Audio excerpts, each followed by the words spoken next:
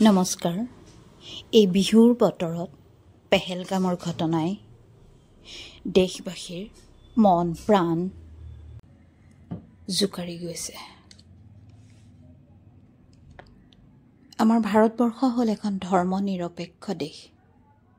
ইয়াত নানা ধৰ্মৰ লোকে বাস কৰে, অথচ কি সুন্দৰ ইয়াৰ একতা আৰু সংহতিৰ ছবি।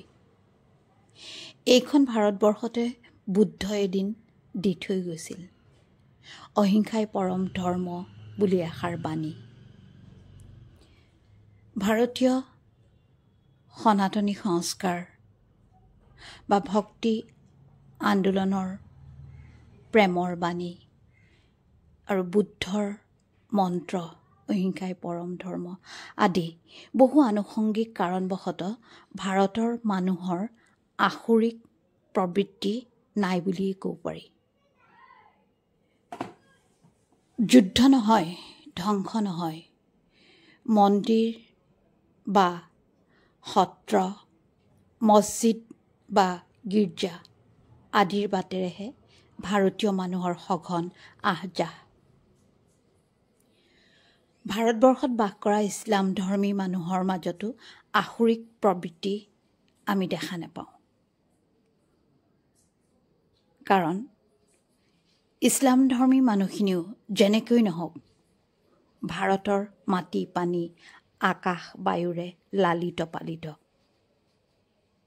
এক ভাৰতীয় আমি, এটাই আমাৰ সংস্কাৰ। ভাৰতবৰ্ষত ধৰ্মৰ নামত বিভেদ নাই, শান্ত ইয়াৰ পৰিৱেশ। প্ৰতিজন ভাৰতীয়ৰ মাজত ভাই ভাই সম্বন্ধ এটা আছে, চিনাকি হওক অচিনাকি হওক, ধৰ্ম মিলক বা নিমিলক, ভাষা বেলেগ হ'লেও কথা নাই, সাজপাৰ বেলেগ বেলেগ হ'লেও কথা নাই, মুঠতে আমি ভাৰতবাসী ভাই ভাই, আমাৰ সম্বন্ধ। আমি যদি চাওঁ ভাৰত ভূটানৰ সীমান্ত, কিমান শান্তিৰ বাতাৱৰণ তাত, বা নেপাল ভাৰতৰ সীমান্ত, যথেষ্ট সুৰক্ষিত আৰু শান্তিপূৰ্ণ পৰিৱেশ। সেয়েহে ভূটান আৰু ভাৰতৰ সীমান্ত, ইফালে নেপাল আৰু ভাৰতৰ সীমান্তত আজিকালি মহিলাক সশস্ত্ৰ সীমা বলত নিযুক্তি দিয়া হৈছে। কিন্তু এইফালে অৰুণাচল এইটো ছাইডত চীন, ভাৰত আৰু চীন বা ভাৰত আৰু পাকিস্তানৰ যি সীমান্ত, তাত কিন্তু মহিলা নাই। কথাটো আপোনালোকে বুজিব পাৰিছে, হয় নহয়? অৰ্থাৎ ভূটান পৃথিৱীৰ ভিতৰত এখন শান্তিপূৰ্ণ দেশ বুলি ইতিমধ্যে নাম আছে ভূটানৰ, শান্তিপূৰ্ণ দেশ। সেই গুণ নেপাল আৰু ভাৰতবাসীৰো 100% আছে। কিন্তু গণ্ডগোল ক'ত? ভাৰতে কেতিয়াও অকাৰণত সীমান্তৰ দেশক অন্যায় নকৰে, অথচ পাকিস্তানৰ সীমান্তত সদায় অশান্তি। কাৰণটো ইয়াতে স্পষ্ট, পেহেলগামৰ হত্যালীলা সেই কাৰণৰে অন্তৰ্গত। ধৰ্মৰ নামত যেতিয়া মানুহ গুঢ়া হয়, এনেকুৱাই হয় আচলতে কথাবোৰ গৈ। ধৰ্মৰ নামত মানুহৰ মনত মানৱতাৰ ঠাইত যদি আসুৰিক প্ৰৱণতাহে জন্মে, তেতিয়াহ'লে কেলৈ লাগে ধৰ্ম আমাক?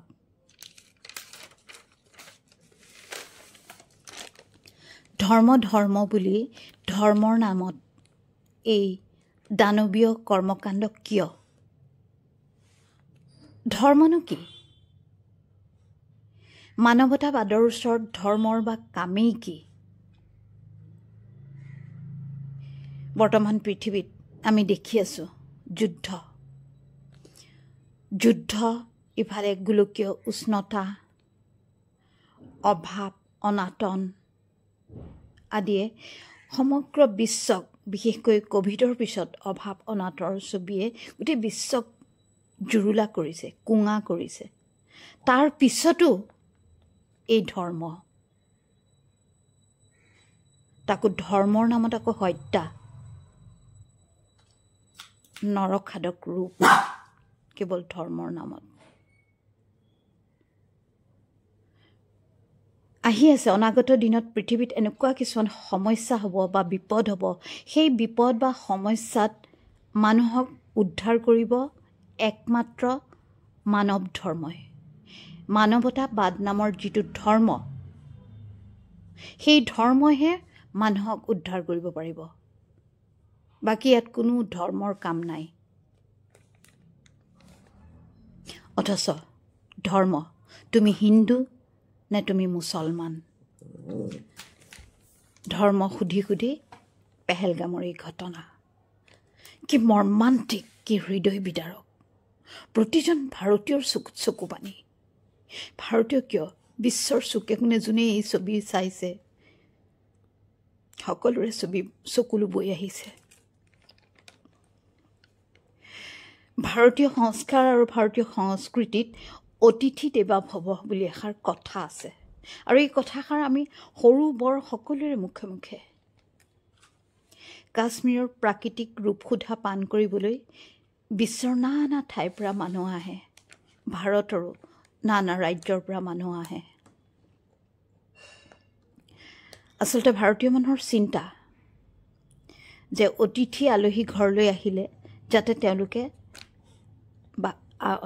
অৰ্থাৎ আমি আতিথ্য যোগাওঁতে যাতে কোনো ত্ৰুটি বিচ্যুতি নঘটে, কোনো কথাত যাতে আমাৰ আলহীয়ে দুখ নাপায়। অথচ কি হৈ গ'ল, কি হৈ গ'ল পেহেলগামত? পাৰেনে ভাৰতীয় এই কাম কৰিব? কেতিয়াও নোৱাৰে, কেতিয়াও নকৰে। এই কাম ভাৰতীয়ৰ দ্বাৰা নহয়।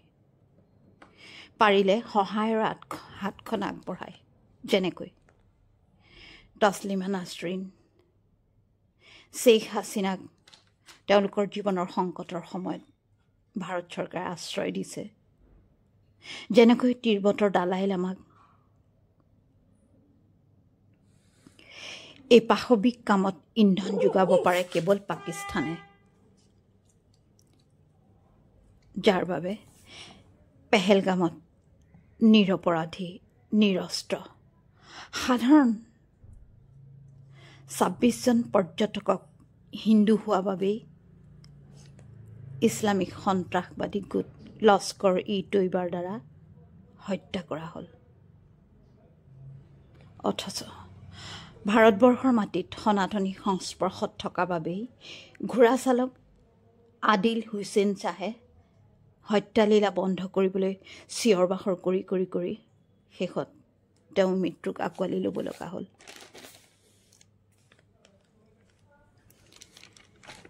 এই যে ঘোঁৰা চালক আদিল হুছেইন শ্বাহ, এয়া ভাৰতীয় সংস্কাৰৰ এক প্ৰতীক বুলিব লাগিব। অৱশ্যে এটা কথা বুজাত অলপ খেলি মেলি লাগিছে যে ইমান সন্ত্ৰাসপূৰ্ণ এখন ৰাজ্য আৰু বিশেষ সেই টুৰিষ্ট স্পটটোত কিয় সুৰক্ষা বাহিনী মোতায়েন কৰা নাছিল, আৰু চোৰাংচোৱা বিভাগে যদি কিবা এটা ঘটনা ঘটাৰ আশংকা আছে বুলি আগতীয়াকৈ কৈছিল, তো এই কথাটোত কিয় কাণ দিয়া নহ'ল? চুৰ গ'লে বুদ্ধি, বৰষুণ গ'লে জাপি। এতিয়া কিন্তু এটাই কাম আছে যে আমি কাশ্মীৰক নিজৰ হাতত ৰাখিবলৈ হ'লে, শান্তিপূৰ্ণভাৱে কাশ্মীৰৰ লগত আমি আগবাঢ়ি যাবলৈ হ'লে কাশ্মীৰৰ বাবে শান্তি আহ্বানকাৰী কাম কাজৰ কথা চৰকাৰে চিন্তা কৰিব লাগিব, আৰু লগতে উঠি অহা প্ৰজন্মৰ শিক্ষা দীক্ষা প্ৰতিভা বিকাশৰ বাবে বহুত বেছি চিন্তা কৰিব লাগিব, আৰু তেওঁলোকক আত্মনিৰ্ভৰ কৰি এই কাশ্মীৰক যি জনগণ ভাৰতীয় সুঁতিত এক হ'বলৈ এক প্ৰচেষ্টা হাতত ল'ব লাগিব। অন্যথা আমি যদি এইটোত ব্ৰতী নহওঁ এই প্ৰচেষ্টাত, তেতিয়াহ'লে কিন্তু সেই গুঢ়া পাকিস্তানী, সেই নৰখাদকসকলে তেওঁলোকে অতি সহজে যিটো বেয়া কাম এটা কৰিবলৈ বেছি সহজ তেখেতসকলে অতি সহজে অতি চতুৰতাৰে উঠি অহা প্ৰজন্মক হাত কৰিব। এইটো ভাৰতীয়সকলৰ বাবে এটা ডাঙৰ চিন্তা, আৰু ইয়াত সকলোতকৈ চিন্তা চৰকাৰৰ বেছি। আমি